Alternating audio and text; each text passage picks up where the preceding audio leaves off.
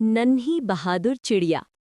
ایک بڑے سبز جنگل میں ایک ننھی سی چڑیا رہتی تھی جس کا نام ممی تھا۔ ممی باقی پرندوں سے بہت چھوٹی تھی، اسی لیے وہ اونچا اڑنے سے ڈرتی تھی۔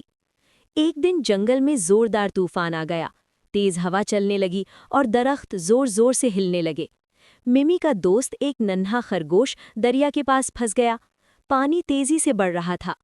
بڑے پرندے ڈر گئے، وہ کہنے لگے ہوا بہت تیز ہے۔ مگر ممی نے اپنے دوست کو دیکھا تو اس کی دل میں ہمت جاگ اٹھی۔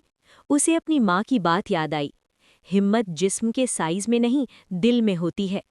ممی نے گہری سانس لی اور اپنے ننھے پروں کو پھیلایا۔ ہوا اسے بار بار پیچھے دھکیلتی رہی مگر اس نے ہار نہ مانی۔ آخر کار وہ خرگوش تک پہنچ گئی۔ میرا ہاتھ پکڑو، اس نے چہک کر کہا۔ وہ اسے ایک بڑے درخت کے نیچے محفوظ جگہ تک لے گئی۔ کچھ دیر بعد طوفان رک گیا اور سورج نکل آیا۔ جنگل کے سب جانوروں نے ممی کے لیے تالیاں بجائیں۔